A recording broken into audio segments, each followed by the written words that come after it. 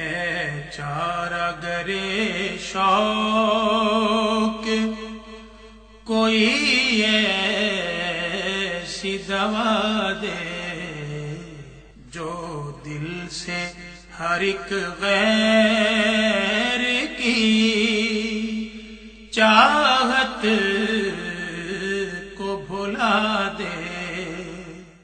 نحمده ونصلي ونسلم على سيدنا ومولانا محمد رسوله النبي الأمين المكين حنين الكريم الرؤوف الرحيم، أما بعد، فأعوذ بالله من الشيطان الرجيم، بسم الله الرحمن الرحيم، يا أيها الذين آمنوا توبوا إلى الله، صدق اللہ مولانا العظیم۔ معزز علماء کرام، خواتین و حضرات، عزیزان گرامی قدر، حضرت ابراہیم ادہم حج کے لیے مکہ معظمہ روانہ ہے۔ سفر مکہ کے دوران ہر قدم پر اللہ کے حضور 2 رکعت نماز نفل شکرانے کے ادا کرتے جا رہے ہیں۔ ہر قدم 2 نفل ادا کر رہے ہیں۔ در محبوب حاضری کے لیے کشاں کشاں وادی مکہ کی طرف بڑھ رہے ہیں، اور 14 سال حرم کعبہ پہنچنے تک ایک سفر حج کو لگ گئے۔ کتنے؟ 14 سال بعد اس ایک سفر میں جا کے وادی مکہ پہنچے۔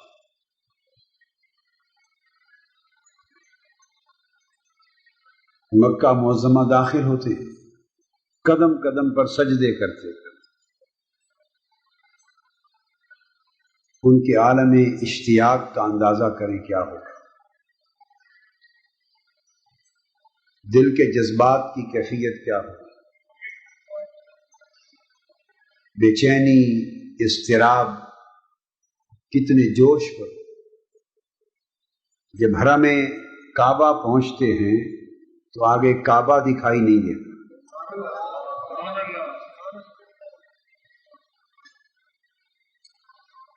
حرم کعبہ پہنچتے ہیں تو کعبہ دکھائی نہیں دیتا۔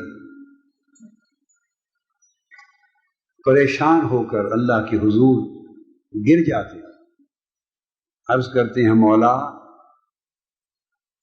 میں 14 سال قدم قدم پر تیرے سجدے عطا کرتا ہوا تیرے گھر پہنچا ہوں، اور یہاں آیا ہوں تو تیرا گھر موجود نہیں، کعبہ کہاں گیا؟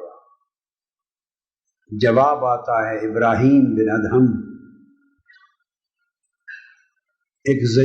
میری ایک ضعیف بندی اسی گھر کے دیدار کے لیے آ رہی ہے، کعبہ اس کے استقبال کے لیے گیا۔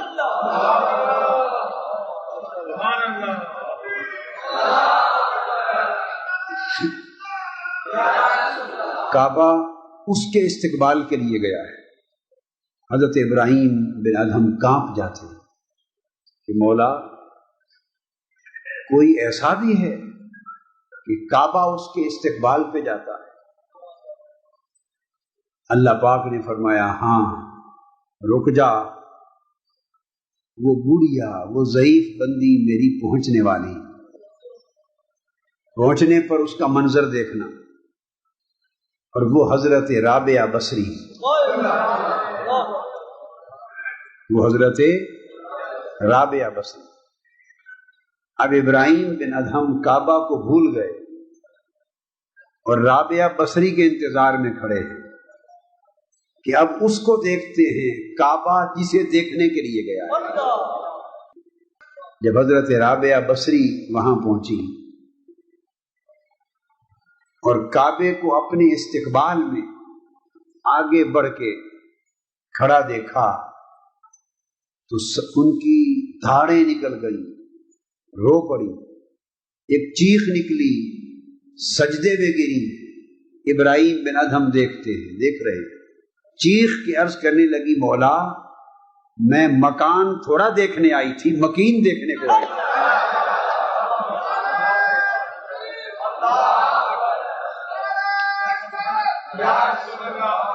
مولا میں کوئی اس مکان کو دیکھنے آئی تھی، میں تو مکین کو دیکھنے آئی تھی۔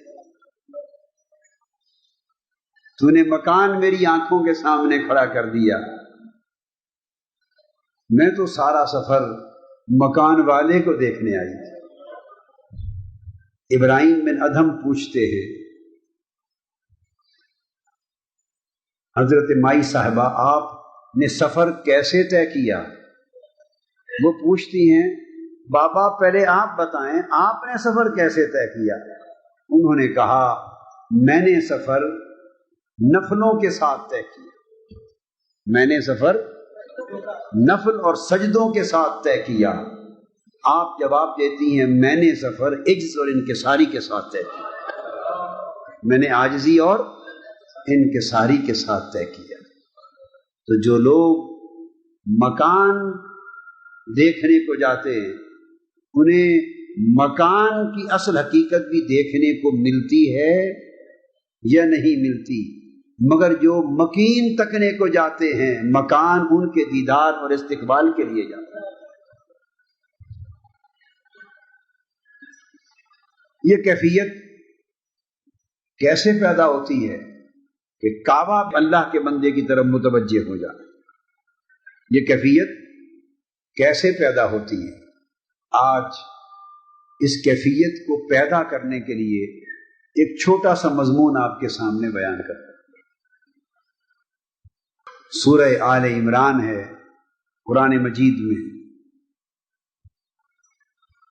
اللہ رب العزت نے ارشاد فرمایا، قد کان لکم آیۃ فی فئتین التقطا فئۃ تقاتل فی سبیل اللہ وَأُخْرَى کافرہ۔ فرمایا لوگو تم بھی چاہو تو یہ کیفیت تمہارے اندر بھی پیدا کر دے۔ فی انفسکم افلا تبصرون، فرمایا سب کچھ تمہارے اندر ہے، تم دیکھتے کیوں نہیں؟ سب کچھ تمہارے اندر ہے، دیکھتے کیوں نہیں؟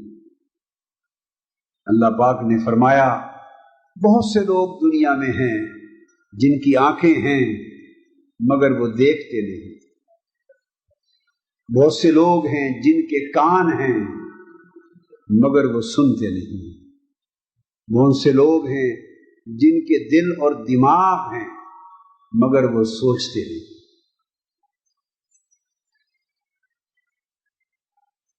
فرمایا سب کچھ تمہارے اندر ہے، اگر تم دیکھنے والے بن جاؤ تو اندر تمہیں ایک نئی کائنات نظر آئے۔ ایک کائنات تو وہ ہے جو چلتے پھرتے تم باہر دنیا میں دیکھتے ہو، ایک کائنات وہ ہے جو ہم نے تمہارے من کے اندر رکھی، مگر یہ جو زندگی کا سراغ پانا ہے اس کے لیے من کو غیر کی پوجا سے بچانا پڑتا ہے، تب جا کے من کی کائنات کے پردے اٹھتے ہیں، اور اس حسن لازوال کے جلوے جو من کی کائنات کے اندر ہر سو جلوہ گر ہیں وہ پھر آنکھ کو نظر آنے لگتے ہیں۔ اللہ پاک نے فرمایا لوگوں ہم نے تمہارے من کے اندر دو فوجیں رکھی ہیں، تمہارے من کے اندر بولیے دو لشکر ہیں، دو لشکر، دو فوجیں۔ فرمایا ایک اللہ کا لشکر ہے، ایک نفس کا لشکر، نفس و شیطان کا لشکر ایک ہے، ایک اللہ کا لشکر، ایک نفس کا لشکر۔ اللہ کا لشکر جنود روحانیہ ہے، یعنی روحانی فوج ہے، اور نفس کا لشکر جنود شیطانیہ ہے، وہ شیطانی فوج۔ ہم نے تمہارے اندر دونوں لشکر رکھے اور وہ آپس میں ٹکرا رہے ہیں۔ تمہارے دل کی زمین، تمہارے من کی زمین ایک میدان جنگ ہے۔ ادھر اللہ کا لشکر صف آ رہا ہے، اس کی قیادت روح کے ہاتھ میں ہے، اس کا کمانڈر روح ہے۔ ادھر شیطان کا لشکر صف آ رہا ہے، اس کا کمانڈر نفس ہے، نفس امارہ۔ دونوں لشکر من کے میدان میں، من کی سرزمین پہ آمنے سامنے کھڑے ہیں۔ روح کے لشکر کے پاس بھی کچھ اسلحہ ہے، نفس کے لشکر کے پاس بھی کچھ اسلحہ ہے۔ لڑائی جو ہے، اور لڑائی تو اسلحہ کے بغیر نہیں ہوتی۔ نفس کے لشکر کے پاس بندوقیں ہیں، بم ہیں، ٹینک ہیں، توپیں ہیں، یہ اسلحہ ہے۔ کس چیز کا؟ نفس کے لشکر کے پاس شہوت نفسانی کا اسلحہ ہے، شہوتوں کا اسلحہ ہے۔ نفس کے لشکر کے پاس عورتوں کی خواہش کا اسلحہ ہے، نفس کے لشکر کے پاس اولاد بال بچوں کی محبت کا اسلحہ ہے۔ نفس کا لشکر دنیاوی دنی گھٹیا کمینی چاہتوں کے اسلحہ سے لیس ہے، یہ بھی مسلح سپاہی کھڑے۔ ادھر روح کے لشکر بھی مسلح کھڑے ہیں۔ روح کے پاس نہ شہوت ہے، نہ خواہش ہے، نہ حرص ہے، نہ لالچ ہے۔ روح کا لشکر اس دنیا سے آیا ہی نہیں۔ نفس کا لشکر اس مادہ سے پیدا ہوا، اس دنیا سے پیدا ہوا، اس خاک سے پیدا ہوا، اس گھٹی گھٹیا دنیا کی خواہشوں کے لشکر کے اسلحہ سے نفس کے سپاہی لیس ہیں۔ روح اور اس کے سپاہی اس دنیا سے پیدا ہی نہیں ہوئے۔ روح کا لشکر اس میدان جنگ میں اداس کھڑا ہے۔ روح کا لشکر اداس کھڑا ہے، حیران کھڑا ہے، پریشان کھڑا ہے۔ نفس کے لشکر کو کمک پہنچ رہی ہے پیچھے سے، شرق سے غرب تک پوری دنیا نفس اور شیطان کے لشکر کو کمک پہنچاتی جا رہی ہے، پہنچا رہی ہے۔ ادھر روح کی دنیا، اس کے سپاہی پریشان کھڑے، مضطرب کھڑے۔ میں نے ان سے پوچھا روح کے کمانڈر سے کہ تیرا لشکر پریشان کیوں کھڑا ہے؟ وہ روح کا لشکر جواب دیتا ہے کہ میرا مد مقابل نفس اسی دنیا سے ہے، ساری دنیا اسے کمک پہنچا رہی ہے، میں اور میرے سپاہی اس دنیا سے آئے ہیں، ہم مالا اعلیٰ سے آئے ہیں۔ روح بتا وہ کون سی دنیا ہے؟ تو اور تیرا لشکر کہاں سے آیا ہے؟ کچھ تو بھی بتا۔ اس نے کہا میرا اسلحہ وہ تھا جو وہاں رہ گیا۔ وہ اسلحہ کیا تھا؟ روح کہتی ہے ایک آواز آئی تھی، الستو بربکم،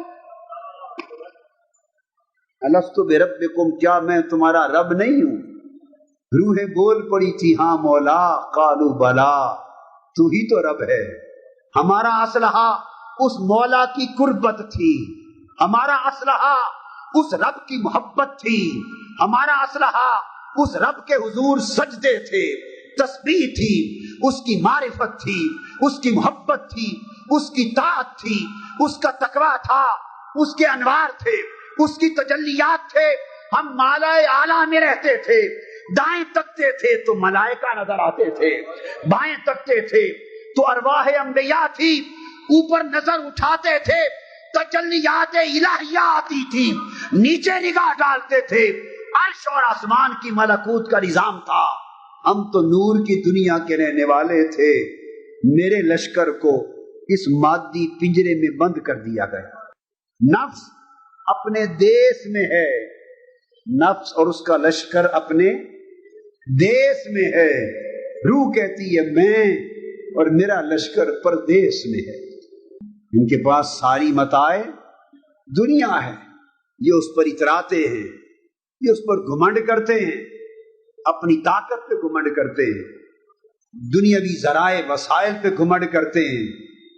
مگر میں گھمنڈ کروں تو کس پر؟ میرا نخرا نہ رہا. ہائے ہائے، میرا نخرا تو تھا ساجن کے ساتھ. روح کہتی ہے میرا نخرا تو تھا اپنے دیس میں مولا کی قربت کے ساتھ. میرا ناز تو تھا جہاں تجلیات الہیہ کا پرتو ہوتا تھا. میرا حسن تو تھا اس عالم انوار میں. میرا تو روپ چھن گیا. اس لیے مولانا روم نے کہا نا، فرماتے ہیں اس بنسری سے پوچھو، یہ بجتی ہے اور رلا دیتی ہے. اس سے پوچھو کیا داستان سناتی ہے، کیا شکایت کرتی ہے. بانسری سے مراد مولانا روح فرماتے ہیں انسان کی روح ہے. فرمایا روح کی بانسری جب بجتی ہے، آپ کبھی صحراؤں میں جائیں، دیہاتوں میں جائیں تو چھوٹی چھوٹی جو پگ ڈنڈیاں ہوتی ہیں اور ریتلے میدانوں میں لوگ بنسری بجاتے ہیں. کبھی آپ نے اس بنسری کی لے سنی؟ اس بنسری کی لے کان میں نہیں اترتی، جگر کو چیر کے نیچے اتر جاتی. اس بنسری کی لے کو سنو، لگتا ہے کوئی ہجر کی داستان سنا رہی ہے، کوئی غم و فراق کی داستان سنا رہی ہے. مولانا روم فرماتے ہیں اس روح کی بانسری سے سنو، یہ رو رہی ہے، کوئی داستان سنا رہی ہے، کس بات کی شکایت کرتی ہے. آگے جب روح سے سنا تو جواب دیتے ہیں یہ روح اپنے فراق اور غم کی داستان سنا رہی ہے. اپنے غم و فراق کی داستان سنا رہی ہے. وہ غم اور فراق کس بات کا؟ کزنیستان تا مرا بریدان از نفیرم مردزن نالیدان. روح کی بانسری کہتی ہے میں کتنی اچھی تھی، اپنے درخت کی ٹہنیوں کے ساتھ جڑی ہوئی تھی، اپنے درخت کے تنے کے ساتھ جڑی ہوئی تھی، مجھے تری ملتی تھی. وقت تھا کہ میں بھی سرسبز و شاداب تھی، میں بھی آباد تھی، میں ایک ٹہنی تھی، مجھ پہ ہرے بھرے پتے تھے، مجھ پہ بہار آتی تھی، مجھ پہ پھل پھول لگتے تھے. مگر ہائے ایک آرا چلا، اس نے کاٹ کر مجھے اپنے وطن سے جدا کر دیا اور خوش کر کے مجھے بانسری بنا دیا. میں جب سے اپنے وطن سے جدا ہوئی ہوں مجھے وطن کی بہاریں یاد آتی. ہائے ہائے مجھے وطن کی بہاریں یاد آتی. فرماتی ہیں چونکہ مجھے اپنے وطن سے کاٹ کر جدا کر دیا گیا، تب سے میں رو رہی ہوں. اور ہجر و فراق کی میری چیخ و پکار سن کر جنہیں تھوڑی سمجھ آتی ہے وہ بھی رو اٹھتے. جنہیں تھوڑی سمجھ آتی ہے وہ بھی رو اٹھتے. اے روح کی بانسری تو چاہتی کیا ہے؟ وہ کہتی ہے کہ اب میں اتنا چاہتی ہوں کہ سینہ خواہم شرح شرح از فراق تا بگویم شرح درد اشتیاق. اب تو میں اتنا چاہتی ہوں کہ کوئی میرا رونا سمجھنے والا ملے. ہائے ہائے کوئی میرے داستان ہجر و فراق کو سمجھنے والا ملے، کوئی میری داستان سمجھ سکے، کوئی میرا دکھ سمجھ سکے، کوئی میرا دکھڑا سمجھ سکے، کوئی میرا رونا دھونا سمجھ سکے، کوئی سمجھنے والا ملے، محرم راز ملے. اور محرم راز کیا ہوگا؟ شرح شرح از فراق، جس کا سینہ ہجر اور فراق کے غم سے خود پھٹ چکا ہوگا وہی میری داستان کو سمجھے گا. جس کا جگر خود پھٹا نہیں وہ میرا غم نہیں سمجھے گا. تاب گویم شرح درد اشتیاق، کوئی پھٹے ہوئے سینے والا ملے تو میں بھی اپنے غم اور محبت کی داستان اس کو سنا. یہ روح، وہ روح کہتی ہے میرا لشکر سارا ویران کھڑا ہے، جنگ ہے. اس مادی جنگ میں نفس کامیاب ہو رہا ہے، نفس کامیاب ہو رہا ہے. روح کو خوراک سجدوں سے ملنی تھی وہ بھی نہیں مل رہی، عبادت سے ملنی تھی وہ نہیں مل رہی، زہد اور ورع سے ملنی تھی وہ خوراک اور اسلحہ نہیں مل رہا، محبت الہیہ سے ملنی تھی وہ نہیں مل رہی، تقوی اور طہارت سے اسلحہ ملنا تھا وہ نہیں مل رہا، لشکر بے اسلحہ ہے، اس کے بعد اسلحہ کم ہے، نفس کی کمک زیادہ ہے، نفس من کی دنیا میں اس جنگ کو جیت گیا ہے، اس جنگ کو جیت گیا، روح ہار گئی، روح ہار گئی، اس تن کے پنجرے میں تڑپ تڑپ کے روح ہار گئی۔ اس حال میں رب کائنات، لوگ خوش ہیں کہ میرا نفس جیت گیا، لوگ خوش ہیں مجھے شہوت مل گئی، مجھے طاقت مل گئی، مجھے مال و دولت مل گئی، مجھے زن اور زر مل گیا، مجھے زمین مل گئی، سلطنت مل گئی، حکومت مل گئی، تخت مل گیا، تاج مل گیا، دنیا مل گئی، لوگ خوش ہیں، مگر انہیں معلوم نہیں کہ ناداں یہ جس کو فتح سمجھ رہا ہے اس سے بڑی شکست کوئی نہیں ہے، اس سے بڑی شکست کوئی نہیں ہے، اس لیے کہ اس فتح نے آخرت میں تیرا حصہ ختم کر دیا، اس فتح نے مولا کے حضور تیرا اجر ختم کر دیا، یہ بہت بڑی شکست کا پیش خیمہ ہے۔ اس پریشان حال انسان کو پھر عالم غیب سے ندا آتی ہے، بندے انسان، کچھ لوگ تڑپ کے روتے اور سوچتے ہیں مولا کیا کوئی سبیل ہے کہ اس دنیا میں رہ کر بھی روح جیت جائے، تیرا لشکر جیت جائے، تیرا لشکر مولا کا لشکر جیت جائے۔ جواب آتا ہے قل اعنبئکم بخیر من ذالکم، لوگوں نفس کی خواہشوں پہ اترانے والوں، مال و دولت دنیا پہ اترانے والوں، اولاد کی کثرت اور جوانیوں پہ اترانے والوں، کاروبار اور تجارت کی کثرت پہ اترانے والوں، بڑے بڑے اونچے محلات پہ اترانے والوں، تخت سلطنت و حکومت پہ اترانے والوں، ان تمام چیزوں پہ فخر کرنے والوں، سنو تمہیں یہ باغ، یہ سلطنت، یہ زمین، یہ نفس، یہ شہوتیں، تمنائیں، خواہشیں کتنی حسین لگتی ہیں۔ نفس نے کہا ہاں بڑی حسین لگتی ہیں، بڑی پیاری لگتی ہیں، ان میں دل بڑا اتراتا ہے، اس گھمنڈ میں بڑا مزہ آتا ہے۔ ایک آواز آتی ہے، روح کی وادی میں سنائی دیتی ہے، رب کائنات فرماتے ہیں قل اعنبئکم بخیر من ذالکم، محبوب اب ایک اور بات بھی ان کو سنا دے اور کہیں، فرما دے لوگوں تم نے دنیا کے باغ دیکھے، خوبصورت شاہراہیں دیکھی ہیں، بڑے بڑے محل بنائے ہیں، ان میں چشمے لگائے، ان میں خواہش نفس کی خواہشیں پوری کی، شہوتیں پوری کی، مال و دولت دنیا کمایا، تخت و سلطنت پہ جا بیٹھے، اور تم کھو گئے دنیا کے اس جھوٹے حسن و جمال میں، عارضی جمال میں کھو گئے۔ محبوب اب ان کو سنا، باری تعالیٰ کیا سناؤں، انہیں فرما دے، میرا پیغام دے دے کہ یہ جو کچھ تم نے دیکھا ہے ایک اور دنیا اس سے بھی زیادہ خوبصورت ہے، کیا تمہیں اس کی خبر دے دوں؟ آواز آئی، جو کچھ دیکھا ہے میرے پاس اس سے زیادہ خوبصورت، بولیے دنیا بھی ہے، اس سے زیادہ خوبصورت عالم بھی ہے۔ ان سے پوچھو میرے محبوب کیا تمہیں بتا دوں؟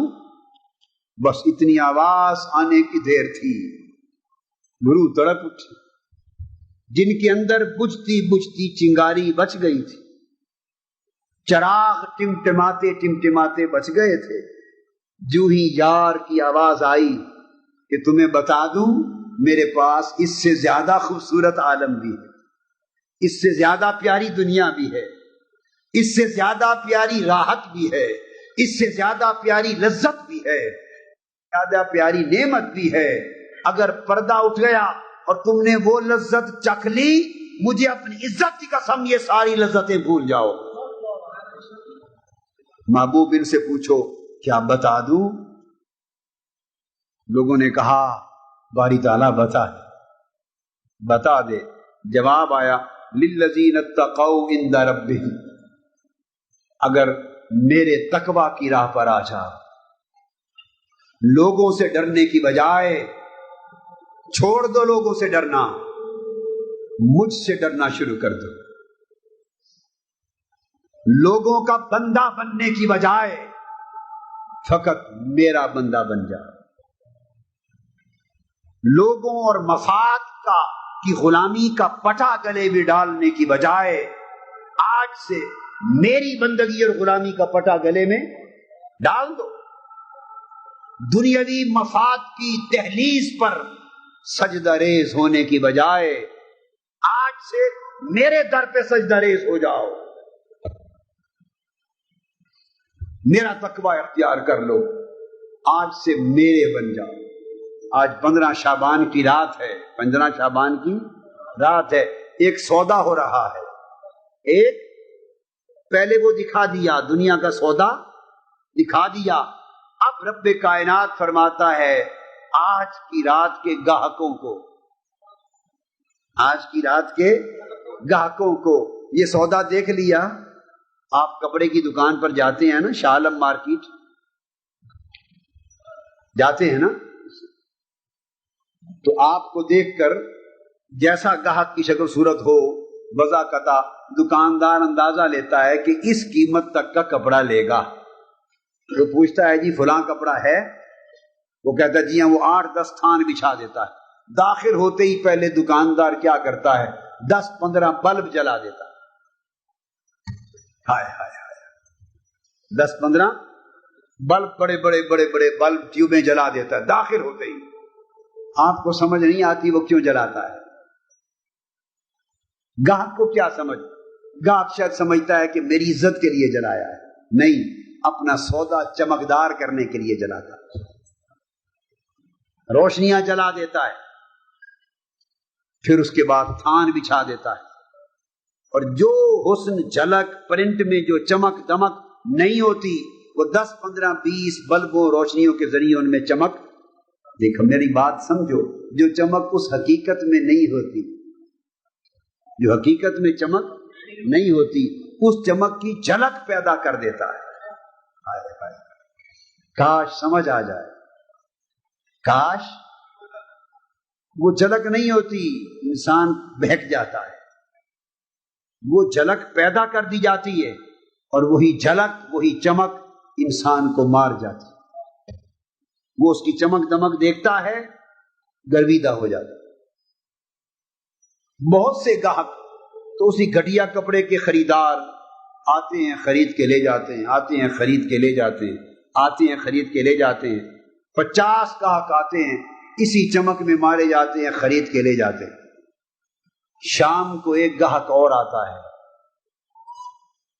ایک گاہک، اس کے لیے بھی 8-10 بلب آن کرتا ہے. وہ گاہک کرتا ہے مجھے اس چمک میں نہ مارو، مجھے اصل حقیقت دکھا دو. جو کپڑے کی اصل حقیقت ہے مجھے اسے تکنے دو، ان بلبوں کی چمک نہ دکھاؤ. وہ بجلی بند کروا دیتا. روٹین کی روشنی رہتی. انارکلی والا، پیرس مارکیٹ والا، جی اور کیا کیا نام ہے، بانو مارکیٹ والا، سارے بلب بند کروا دیتا ہے. گاہک کہتا بھئی کپڑا جو کچھ ہے مجھے وہی دیکھنے دو، اس کا حقیقی چہرہ دیکھنے دو. وہ اس کے سامنے 8-10-12-15 تھان پھینک دیتا ہے. وہ ہاتھ لگاتا ہے چھوڑ دیتا ہے، ہاتھ لگاتا ہے چھوڑ دیتا ہے، ہاتھ لگاتا ہے چھوڑ دیتا ہے. دوسرے وہ کہتے ہیں اور دیکھو باؤ جی، وہ 5-10 اور گراتا ہے، وہ ہاتھ لگاتا ہے چھوڑ دیتا ہے. اور دیکھو باؤ جی، 15-20 تھان دیکھ کر گاہک نکلنے لگتا ہے. کہتا ہے کیا بات ہوئی باؤ جی، نہیں خریدنا؟ جی نہیں، یہ سودا نہیں خریدنا.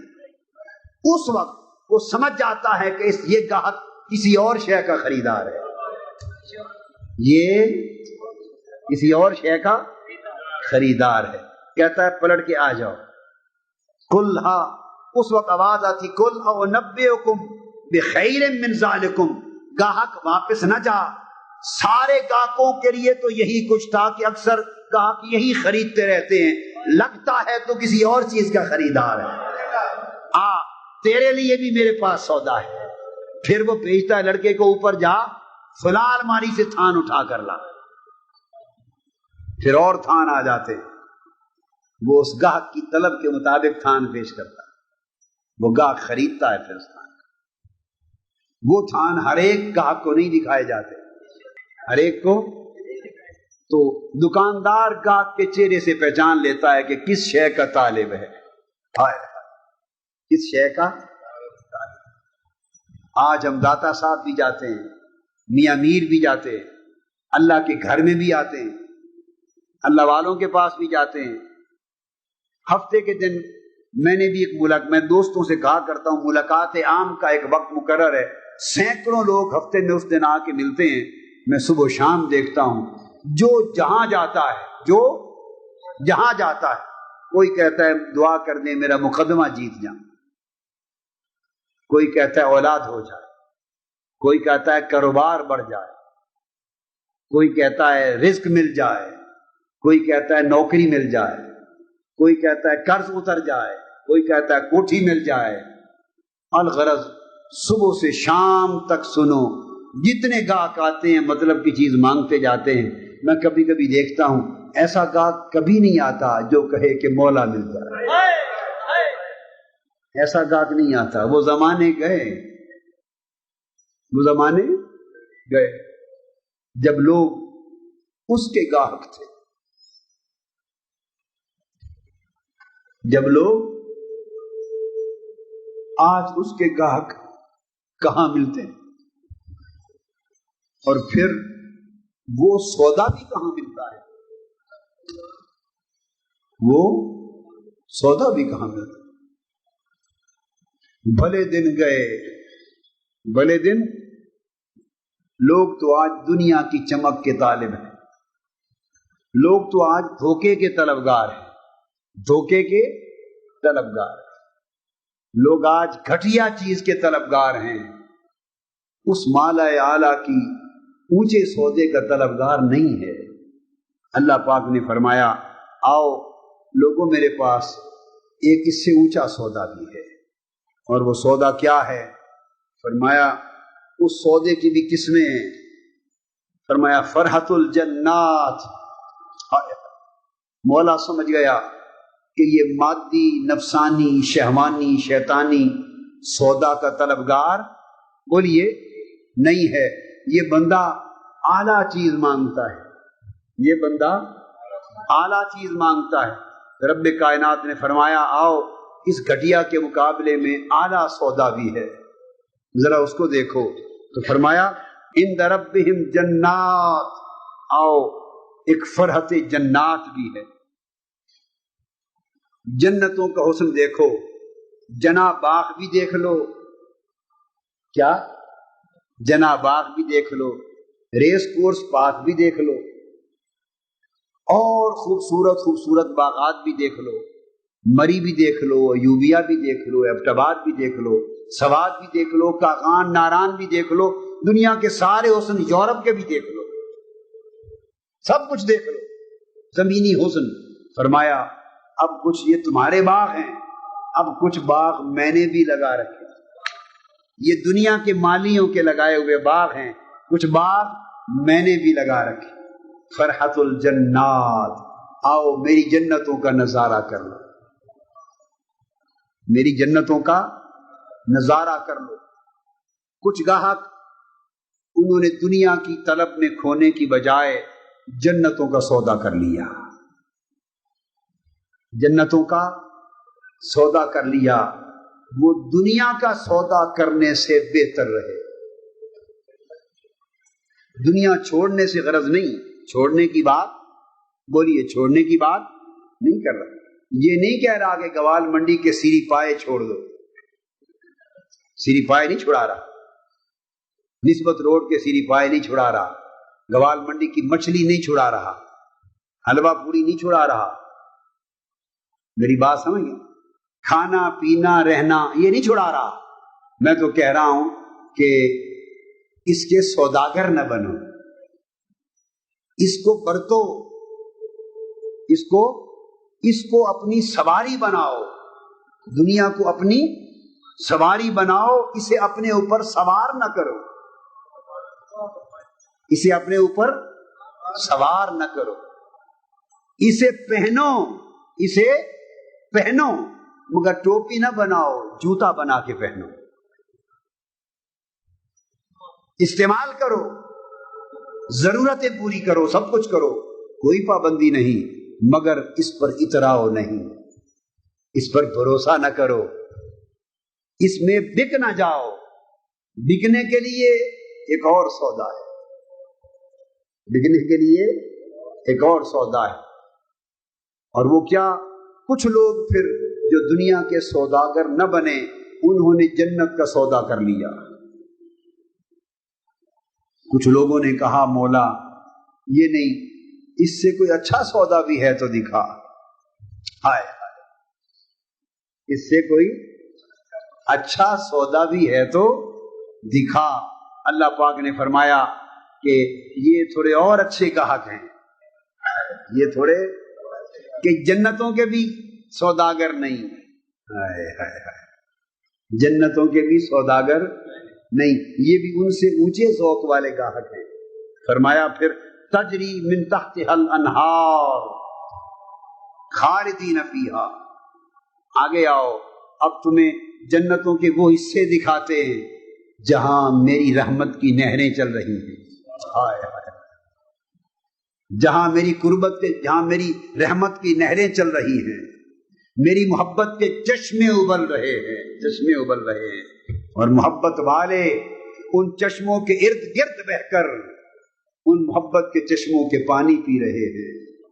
طالبان رحمت ان رہنوں میں غسل کر رہے ہیں، کناروں پر بیٹھ کر ان نہروں سے منہ دھو رہے ہیں، اور میں آؤ، یہ جنت کے وہ اعلیٰ مقام ہیں کہ جہاں نیچے میری رحمت کی، میری محبت کی، میری شفقت کی، میری عطاؤں کی، میری نعمتوں کی نہریں بہ رہی ہیں۔ یہ لوگ ان باغات میں بھی جو اعلیٰ حصہ ہے اس کے طلبگار ہیں، ان کو تھوڑا سا جنتوں سے بھی اونچا سودا دکھا دیا، اوپر لے گئے۔ کچھ لوگوں نے فرحت الانہار، وہ بہنے والی نہروں کا سودا کر لیا، کئیوں نے ان کا سودا کر لیا، حکم ہوا۔ جنہوں نے جنات کا سودا کیا، حکم ہوا ان کو جنت کے بڑے بڑے باغ الاٹ کر دو، ان میں بڑے بڑے محل دے دو، یہ وہ محل چھوڑ کے آئے ہیں، انہیں یہاں محل دے دو، یہاں انہیں کوٹھیاں دے دو، یہاں انہیں مسکن دے دو، باغات دے دو ان کو۔ بعضوں کو اس سے اوپر کہا انہیں میری رحمت کی نہریں دے دو، انہیں میری شفقت کے چشمے دے دو، یہ بھی پیے، جنت والے ملکین لوگ بھی پیے۔ کچھ لوگوں نے کہا مولا اس سے اونچا سودا بھی ہے تو ہم تو اس کے لیے۔ فرمایا آؤ، وَأَزْوَاجٌ مُطَهَّرَةٌ، اب جس طرح دنیا کی سنگتیں تھیں اس طرح اس جنت میں بھی کچھ اعلیٰ سنگتیں ہیں۔ بعضوں نے کہا مولا ہم تو، باقی تو ہر چیز کی خیر ہے، ہم تو پیاری سنگتوں کے طالب۔ آئے دنیا میں دوستیاں کرنے والوں، دنیا میں دوستیاں کرتے ہیں نا، کن بنیادوں پر کرتے ہیں دوستیاں؟ اس سے دوستی کرتے ہیں مجھے نوکری دلوا دے گا، اس سے سنگت کرتے ہیں مجھے مال و دولت دلوا دے گا، اس سے سنگت کرتے ہیں تھانے میں میرا کام کروا دے گا، اس سے سنگت کرتے ہیں میرا دنیاوی کام کاج ہوگا، اس سے سنگت کرتے ہیں میرا مطلب حل ہوگا، اس سے سنگت کرتے ہیں بیٹے کو افسر بنوا دے گا۔ ہاں دنیا کی بھی سنگتیں ہیں، مجھے یہ دلا دے گا، یہ دلا دے گا۔ کچھ لوگ ہوں گے مولا ہم دنیا کی ساری سنگتیں ٹھکرا کر آئے ہیں، ساری سنگتیں ٹھکرا کر آئے ہیں، کچھ اچھی سنگتیں ہیں تو تم وہ عطا کر۔ فرمایا ہاں کچھ اچھی سنگتیں بھی ہیں، میرے ولیوں کی سنگتیں، اہل بیت کی سنگتیں ہیں، امام جعفر صادق کی سنگت ہے، امام باقر کی سنگت ہے، موسیٰ کاظم کی سنگت ہے، زین العابدین کی سنگت ہے، امام حسین کی سنگت ہے، حسن کی سنگت ہے، مولا علی کی سنگت ہے، حضرت عثمان کی سنگت ہے، حضرت عمر کی سنگت ہے، حضرت صدیق اکبر کی سنگت ہے، انبیاء کی سنگت ہے، شہداء کی سنگت ہے، صدیقین کی سنگت ہے، مرسلین کی سنگت ہے. یہ سنگتیں انبیاء کی، میرے محبوب کی سنگت. آؤ ان کو یہ سنگتیں دے دو. یہ دنیا کی مادی سنگتیں چھوڑ کے آئے ہیں، انہیں جنت اور آخرت کی اعلیٰ سنگتیں دے دو. کچھ لوگ ان سنگتوں پر بک گئے، کچھ لوگ ان سنگتوں پر بک گئے. اس نے دیکھا اب ان سنگتوں کو بھی پا کر کچھ لوگ پھر منتظر کرتے، تم کیوں کھڑے ہو مولا، ان سے اونچا بھی کوئی سودا ہے تو آتا. مولا پاک نے فرمایا یہ کوئی بڑے ہی اچھے سوداگر ہیں. فرمایا آ جاؤ، تم نے جنات میری جنتوں کی فرحت و لذت کو دیکھ لیا، تم نے میری رحمت اور شفقت اور لطف و کرم کی نہروں کی لذت و راحت کو دیکھ لیا، تم نے جنت کی اعلیٰ پاکیزہ سنگتوں کی لذت و حلاوت کو دیکھ لیا. اب تم اس سے بھی اونچا چاہتے ہو. حکم ہوگا فرشتوں ان کو پھر لے آؤ، جنتوں سے آگے لے آؤ. آگے لے گئے، آگے گئے تو ایک وادی آ گئی، ایک وادی آ گئی. اس وادی میں داخل ہوئے، پتہ چلا جو لوگ میری خاطر دنیا طلبی بھی چھوڑتے ہیں، جو میری خاطر دنیا کا مفاد اور غرض بھی چھوڑتے ہیں، اور جو میری خاطر حتیٰ کہ جنت کی لالچ بھی چھوڑتے ہیں، جو میری خاطر بہتی نہروں کی طلب بھی چھوڑتے ہیں، جو میری خاطر جنت کی سنگتوں سے بھی اوپر جاتے ہیں، فرمایا آؤ انہیں میری رضا کی وادی میں داخل کر دو. یہ وادی رضا ہے، یہ وادی رضوان الہی ہے.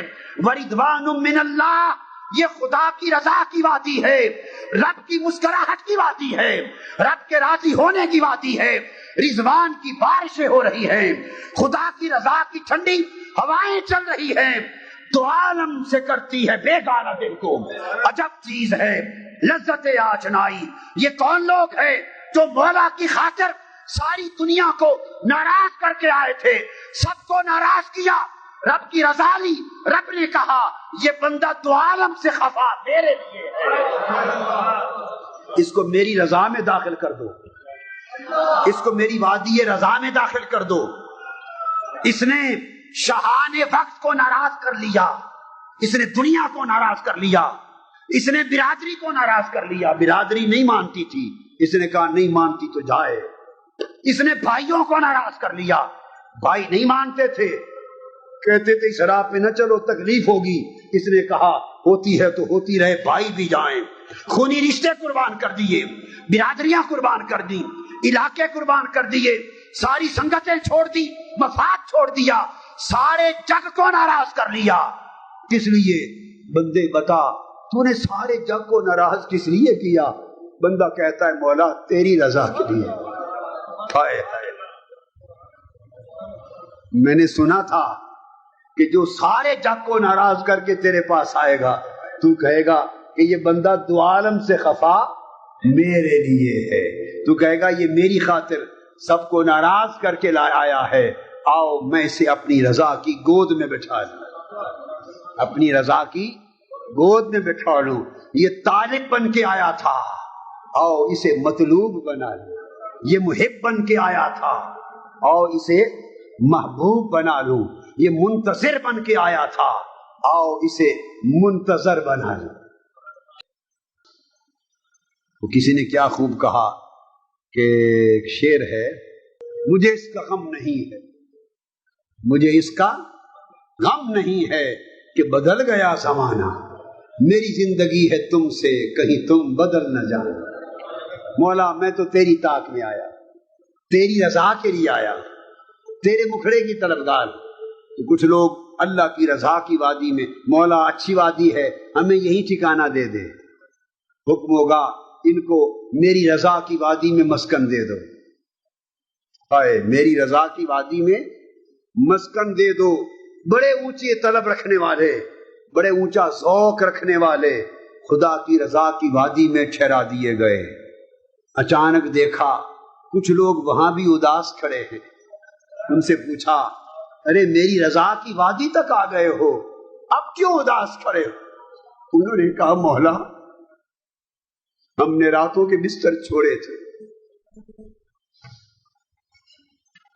ہم نے دنیا کی راحتیں تج کر دی تھی، بڑی بڑی دنیا کی نعمتیں چھوڑ دی تھی، بڑے بڑے لالچ تھے دنیا کے ٹھکرا دیے تھے، بڑے بڑے مفادات تھے ان کو چھوڑ دیا تھا، ہم پر بڑے بڑے خوف آئے ہم نے پرواہ نہ کی، بڑی تکلیفیں آئیں پرواہ نہ کی، سارا کچھ جو اٹھایا دنیا میں برداشت کیا، ان باغوں کے لیے تو نہیں کیا تھا۔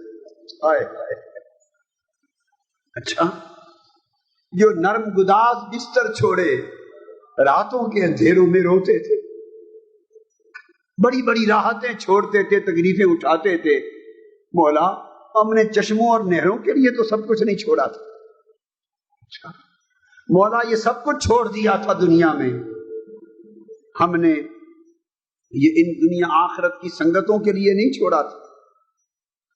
رضا تو مل گئی مولا، رضا تو مل گئی، مگر ہم نے ایک بات سنی تھی تیرے محبوب نے قرآن کی زبان میں اور اپنی حدیث پاک کی زبان میں ایک کہا تھا جو رب سے پیار کرے گا رب آخرت میں اسے اپنے مکھڑے کا دیدار عطا کرائے گا۔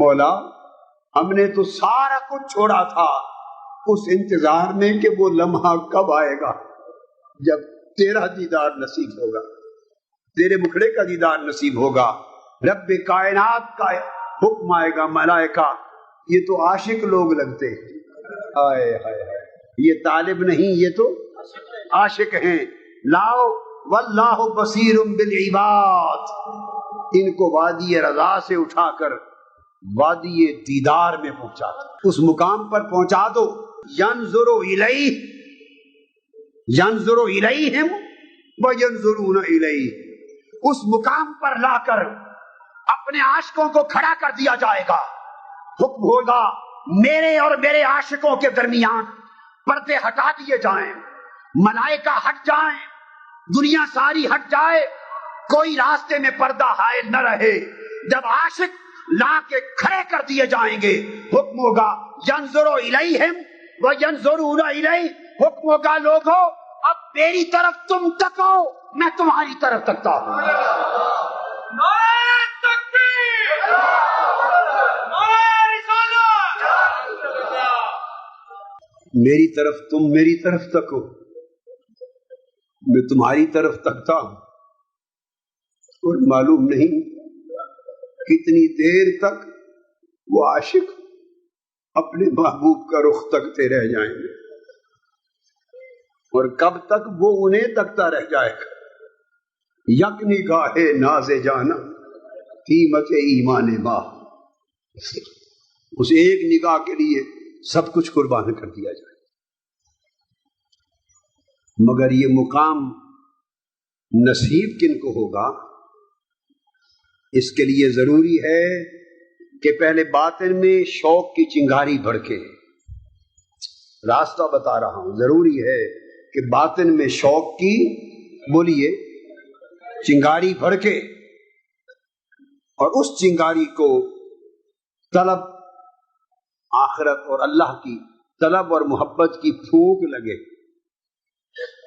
طلب اور محبت کی پھونک لگے، اس پھونک سے عشق کی آگ بھڑک اٹھے، عشق کی آگ بھڑک اٹھے، اور عشق الہی کا جو شعلہ ہے وہ اس طرح بھڑکے کہ شہوتوں اور خواہشوں کے سارے حجاب جلا کے راکھ کر دے، شہوتوں اور خواہشوں کے حجاب جلا کے راکھ کر دے، جب راکھ ہو جائیں تو پھر مطلع قلب صاف ہو جاتا ہے، مطلع قلب صاف ہو جاتا ہے، اس پر پھر انوار الہیہ کی بارش ہوتی ہے، انوار الہیہ کی بارش ہوتی ہے، پھر وہ شخص اللہ کے طالبوں میں اور اس کے عاشقوں میں داخل ہوتا ہے، اور وہ درجہ بدرجہ سفر کرتا ہے، مگر پھر اس شخص کے لیے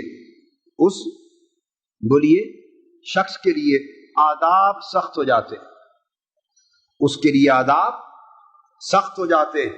وہی رابعہ بصری، وہی رابعہ، ایک شخص رابعہ بصری جس نے یہ دعویٰ کیا تھا کہ مولا میں مکان تکنے تو نہیں آئی تھی، میں تو مکین دیکھنے آئی تھی۔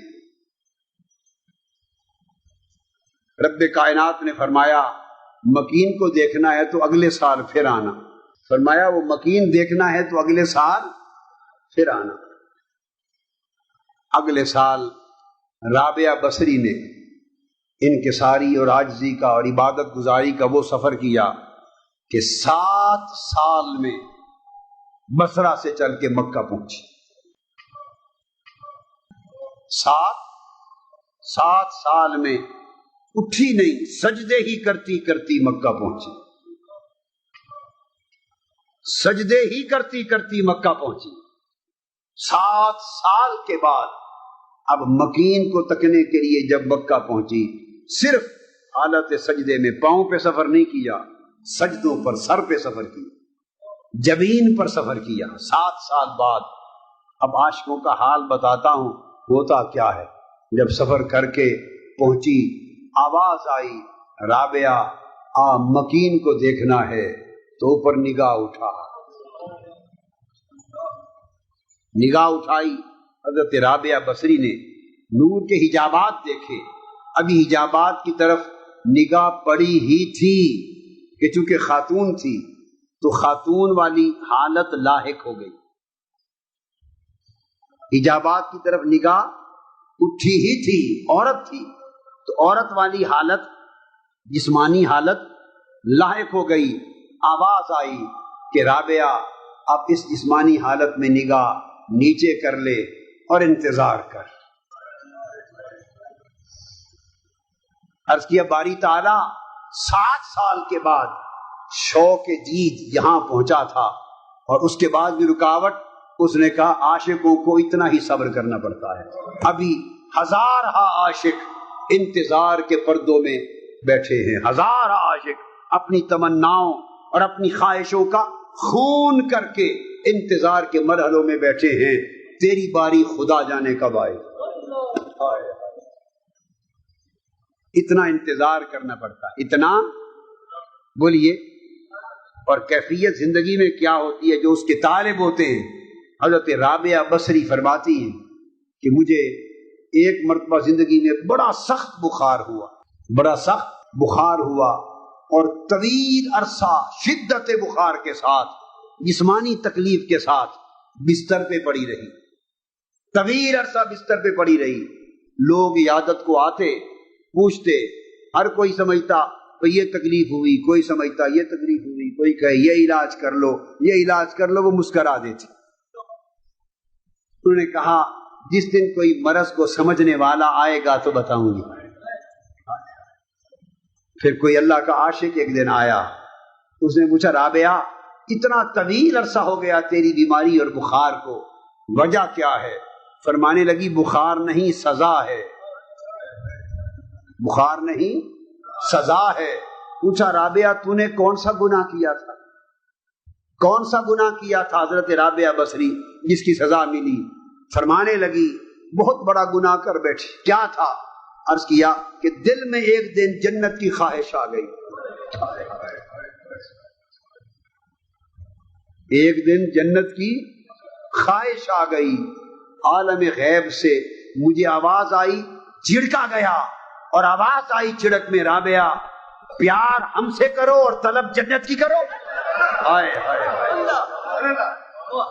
محبت ہم سے کرو، دعوی محبت ہم سے اور طلب جنت کی۔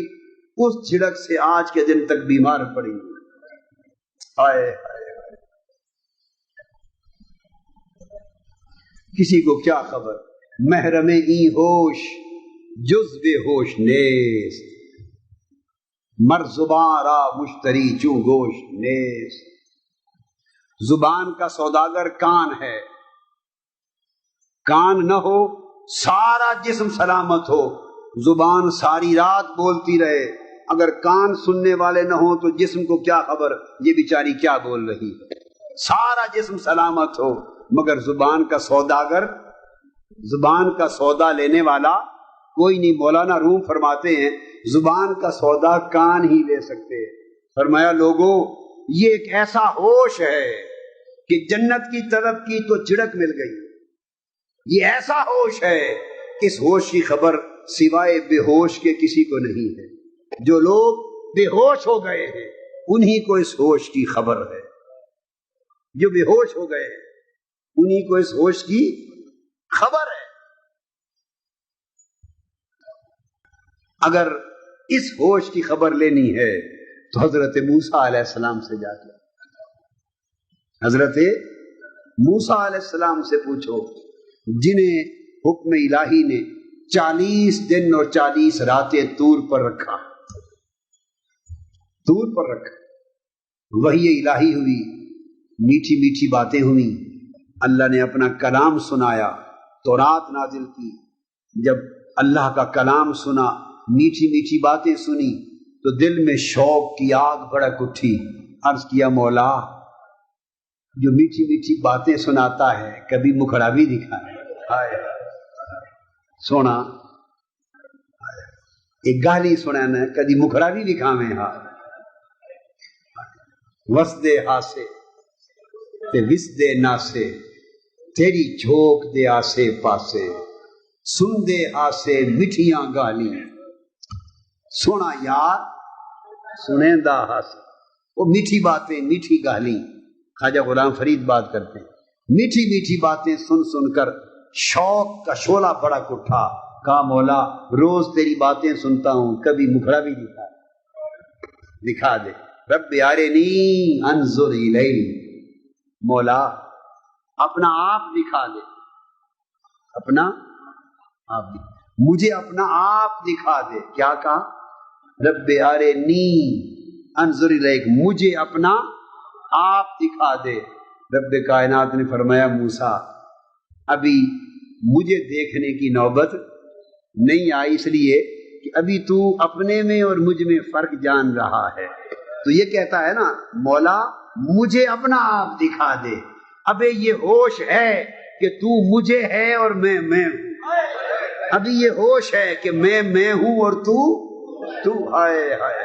قرآن پڑھیے نا، رب ارنی، مولا مجھے اپنا آپ دکھا دے، انظر الیک، کہ میں تجھے تک سکوں، میں تجھے تک سکوں۔ تو ندا یہ عارفوں کی بات ہے، یہ عارفوں کی بات ہے۔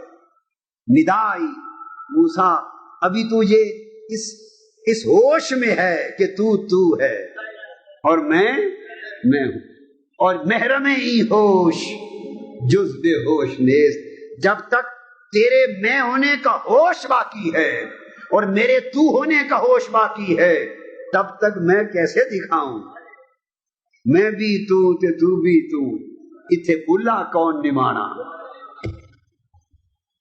تو کیا ہوا حکم؟ فرمایا دیکھ میں اس پہاڑ پر تجلی گراتا ہوں، اگر وہ قائم رہے تو دیکھ لینا۔ تجلی، ایک تجلی پہاڑ پہ گری، پہاڑ ریزہ ریزہ ہو گیا۔ تجلی الہیہ کے پرتو سے پہاڑ راکھ ہو گیا اور اس کے انعکاس سے حضرت موسیٰ بے ہوش ہو گئے۔ لوگوں کو کیا خبر، لوگ سمجھتے ہیں ویسے بے ہوش ہو گئے، نہیں، محرم ای ہوش جز بے ہوش نیست، وہ اس ترمانہ کا بے ہوش نہیں کرنا تھا جیسے ہم اور آپ ہوتے ہیں، جیسے ہم اور آپ بے ہوش ہوتے ہیں وہ بے ہوش کرنا نہیں تھا، نہ وہ کرنا تھا نہ وہ بے ہوشی ہوئی۔ بے ہوش کیا ہوئے؟ محرم ای ہوش جز بے ہوش نیست، جو یہ ہوش تھا کہ میں اور تو، اس ہوش سے بے ہوش کرنا تھا، اس ہوش سے بے ہوش کرنا تھا۔ تجلی الہیہ کا پرتو پڑا اور کسی اور عمل سے بے ہوشی ہو نہیں سکتی، پرتو پڑا تجلی الہیہ کا، اس سے بے ہوشی ہوئی اور بے ہوش رہ کر فلما افاقا قال سبحانک تب تو الیک، جب ہوش میں آئے تو پہلا ہوش جاتا رہا، جب ہوش میں آئے تو پہلا ہوش جاتا رہا تھا۔ من تو شدم تو من شدی، من تن شدم تو جا شدی، تاکس نگوید باد ازی، من تھی گرم تو تھی گری۔ وہ جو پہلا ہوش تھا کہ میں تو تو، وہ ہوش جاتا رہا تھا، اور جب اس سے بے ہوش ہوئے اور نیا ہوش آیا تو نئے ہوش پر بول اٹھے تب تو الیک، مولا میں نے اپنا آپ چھوڑ دیا، تیری طرف صبر کر دیا، میں نے تیری طرف توبہ کر لی، میں نے تیری طرف توبہ کر لی۔ اب لوگوں کو معلوم ہی نہیں کہ تیری طرف توبہ کرنے کا معنی کیا ہے۔ اس توبہ کا مطلب یہ تھا مولا میں نے اپنا آپ چھوڑ دیا، ہائے ہائے ہائے، میں نے اپنا آپ چھوڑ دیا اور چل پڑا، اپنا آپ چھوڑ کر چل پڑا، کدھر؟ الیک، تیری طرف۔ اب تو ہی تو رہ گیا، اب تو ہی تو رہ گیا۔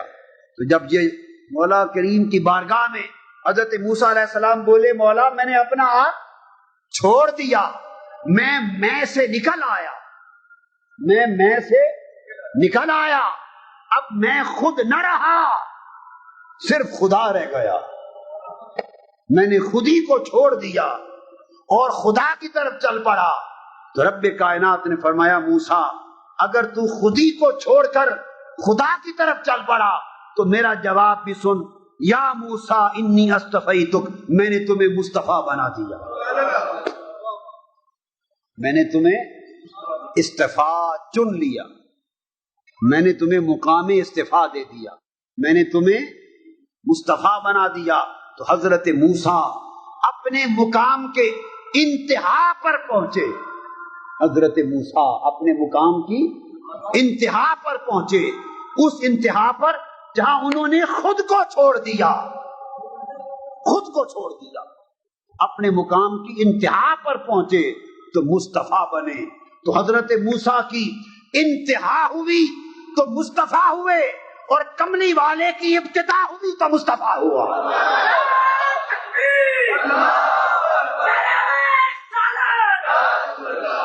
ہم اپنے نبی کے حضرت موسیٰ کی انتہا ہوئی تو مصطفیٰ ہوئے، اور تاجدار کائنات کی ابتدا ہوئی تو ہائے ہائے مصطفیٰ ہوئے، ان کی انتہا ہوئی تو مصطفیٰ ہوئے، ان کی انتہا مقام استفاء ہے، اور ہمارے آقا کی ابتدا مقام مصطفیٰ ہے۔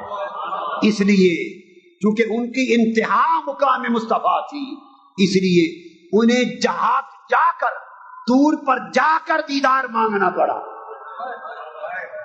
انہیں طور پہ جا کر دیدار مانگنا پڑا، اور کملی والی سرکار کی ابتدا مصطفیٰ تھی، اس لیے وہ لیٹے تھے، انہیں بلا کر دیدار کرایا گیا، اس لیے ان کی ابتدا مصطفیٰ تھی، اس لیے انہیں سوئے ہوئے کو جبرائیل بھیج کے رات کے اندھیرے میں بلا کر دیدار کرایا گیا۔ حضرت موسیٰ کی انتہا مقام مصطفیٰ تھی، اس لیے انہوں نے تجلی دیکھی بے ہوش ہو گئے، کیونکہ انتہا سے پہلے کی بات تھی، مقام استفاء سے تھی، پہلے کی بات تھی، اس لیے انہوں نے تجلی دیکھی، بولیے تجلی صفات دیکھی، بے ہوش ہو گئے۔ مصطفیٰ کی آقا کی ابتدا مقام مصطفیٰ تھی، اس لیے وہ مقام کعبہ قوسین و ادنا پر جلوہ ذات دیکھتے رہے اور بے ہوش نہ ہوئے۔ ما زاغ البصر وما طغى، ما کذب الفؤاد ما رأى، جو کچھ حضور نے دیکھا دل نے بھی تصدیق کر دی، اور جلوہ ذات تکتے رہے، نہ آنکھ بھٹکی نہ بہکی۔ لوگوں یہ جو رات ہے آج کی، یہ اس لیے آئی ہے، اور اس طرح کی راتیں جتنی بھی آتی ہیں اس لیے آتی ہیں کہ ان راتوں کو، ان کی حقیقت اگر آپ پالیں، ان کی حقیقت اگر آپ پالیں تو کسی کو جلوہ طور کی روشنی کی کرن مل جائے، اور کسی کو جلوہ کعبہ قوسین کی روشنی کی کرن مل جائے. یہ راتیں ان روشنیوں کو اپنے اندر سمیٹے ہوئے، ان راتوں، ان روشنیوں کو. اس کے لیے ضروری ہے کہ ہم بھی ایک سفر کریں، ہم بھی ایک. اور سفر کے 3 مرحلے ہیں. کتنے؟ 3 اسٹیشن ہیں. آپ نے کراچی جانا ہو نا، ایک اسٹیشن یہاں سے چل کے ملتان جنکشن آ گیا، یہاں سے چلے ملتان کا جنکشن آ گیا. پھر اس کے بعد آگے ملتان سے چلے سکھر کا روڑی کا جنکشن آ گیا. ملتان سے چلے روڑی کا جنکشن آ گیا. 2 مرحلے. سفر کا تیسرا مرحلہ پھر روڑی سے ایندھن لے کے چلے کراچی جا پہنچے. تو 3 آ گیا نا سٹاپ منزل تک. اسی طرح اس سفر کے بھی 3 سٹاپ ہیں.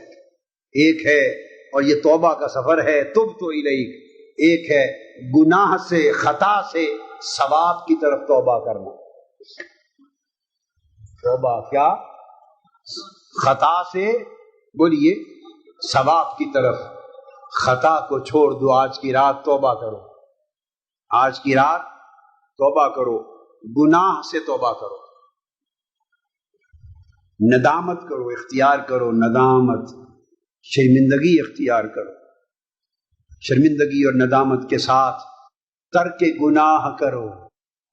پھر وہ گناہ چھوڑ دو، اور ترک گناہ کے ساتھ رجوع اللہ کرو. اللہ کی وفاداری اختیار کر لو، اللہ کی بندگی اختیار کر لو. یہ خطا سے ثواب کا سفر ہے. توبہ کا پہلا جنکشن آ جائے گا، پہلا جنکشن آ جائے گا. جب اس پر پہنچو گے تو پھر ایندھن لے کے نیا سفر شروع کرے گی. روح نیا سفر شروع کرے گی. اور وہ سفر جیسے بتایا نا، ملتان سے روڑی تک کا سفر، وہ پھر جب توبہ کا پہلا مرحلہ ہو جائے گا، رجوع اللہ کا، ندامت کا، ترک گناہ کا. اب جو ایندھن لوگے تم درست ہو چکے ہوگے، اتنے میں درست ہو چکے ہوگے. اب دوسرا سفر درستگی سے پختگی کا سفر ہوگا. درستگی سے پختگی کا سفر. نیکی پر آ گئے، اب نیکی میں پختگی آ جائے گی. خیر پر آ گئے، اب خیر میں استقامت آ جائے گی. درست ہو گئے، راہ راست پر آ گئے، مگر اس میں پختگی، مضبوطی، استحکام آ جائے گا. اب چکر، ہوائیں، آندیاں آپ کو ڈگمگا نہیں سکیں گی. اب مرد مستقیم استقامت والے مرد، مضبوط ارادے والے مرد، اللہ کی حفاظت والے مرد بن کے آگے بڑھتے چلے جاؤ گے. روڑی تک جا پہنچو گے. توبہ کا سفر، رجوع اللہ کا سفر دوسرے جنکشن پر آ پہنچے گا. وہاں روح پھر نیا ایندھن لے گی. کیا؟ روح کا انجن نیا ایندھن لے گا. اور جب اس ایندھن کے ساتھ روح چلے گی تو وہ تیسرا سفر خودی سے خدا کی طرف ہوگا. خودی سے بولیے خدا کی طرف سفر ہوگا، جس کا ذکر میں نے قرآن مجید سے کیا. پھر جنتوں سے چلو گے، دیدار تک جا پہنچو گے. جنت سے چل کر بولیے نا دیدار تک کا سفر. اور کتنے خوش نصیب وہ لوگ ہیں جن کا آخری اسٹیشن دیدار پہ جا کے رکتا ہے. کتنی اچھی سواریاں ہیں جو دیدار کے اسٹیشن پہ جا کے اترتی. اس مقام پر جب انسان پہنچتا ہے پھر آواز آتی ہے، ہم وہاں ہیں جہاں سے ہم کو بھی کچھ ہماری خبر نہیں آتی. آج کی 15 شعبان کی رات اس روحانی سفر کی رات ہے. اس کی ابتدا نوافل سے کرو، تسبیح سے کرو، توبہ سے کرو. مگر وہ توبہ ایسی نہ ہو کہ اسی مسجد میں رہ جائے، جیسے نکلے تو ساتھ ادھر ہی چھوڑ جائیں. نہیں، اسے ساتھ لے جائیں. توبہ کے سفر کے 3 اسٹیشن یاد رکھنا. جب توبہ کرو تو ندامت کو ساتھ لے جانا، گناہ چھوڑ جانا. کیا؟ ندامت اور شرمندگی کو ساتھ لے جانا. اس کے ساتھ گناہ چھوڑ جانا، ترک گناہ کو لے جانا. ترک گناہ کے ساتھ رب کی طرف رغبت کو لے جانا. پھر جو درستگی آئے گی حال میں، اس کو پختگی کی طرف لے کے بڑھنا. اور جب پختہ ثابت قدم ہو جاؤ گے تب ندا آئے گی، بندے اب تو ثابت قدم ہے. اب خواہشیں تجھے ڈاما ڈول نہیں کر سکتی. دباؤ، ڈر، خوف تمہارے اندر گھبراہٹ نہیں کر سکتا. ہرس، لالچ، نفس، شیطان، دنیا.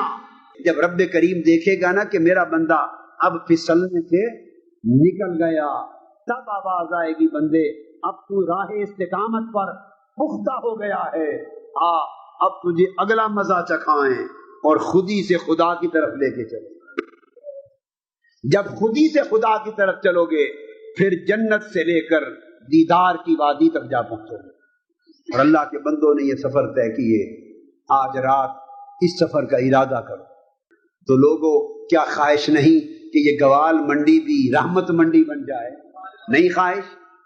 توبہ منڈی بن جائے، اللہ کی محبت کی منڈی بن جائے. بولو نا، اس کی معرفت کی منڈی بن جائے، اس کی یاری کی منڈی بن جائے. آؤ اس کو ایسی منڈی بناؤ کہ لوگ چل چل کے اس منڈی کو دیکھنے آئیں، چل چل کے اس منڈی کو دیکھنے آئیں. یہاں رب کا پیار بکے، یہاں رب کی محبت بکے. اور یہ آپ لوگوں نے کرنا ہے، یہ کسی غیر نے نہیں کرنا. من کے اندر ہے، وہ بجھ گیا تھا، ہم نے بجھا دیا تھا. اس وطن کو چھوڑ کے جو آ گئے تھے، پردیس کو دیس بنا بیٹھے تھے، پردیس کو دیس بنا بیٹھے تھے، غیر کو اپنا بنا بیٹھے تھے، جھوٹ کو سچ بنا بیٹھے تھے، دھوکے کو حقیقت بنا بیٹھے تھے. اب مولا نے پردہ اٹھانے کا راستہ بتا دیا. اس نے کہا لوگوں یہ پردیس ہے جسے دیس سمجھتے پھرتے ہو، آؤ پردہ اٹھاؤ، اب تمہیں واپس دیس کی طرف لے چلتے ہیں، دیس کی طرف لے چلتے ہیں. آؤ اچھا سفر کریں. رب کائنات آپ پر، آپ کے گھروں پر، آپ کی نسلوں پر اور پورے گرد و نواح پر اپنی رحمتوں، برکتوں اور بخششوں کی بارش فرما دے. وما علینا الا البلاغ. ہے چارہ گرے شوق کوئی ایسی دوا دے جو دل سے ہر ایک غیر کی چاہت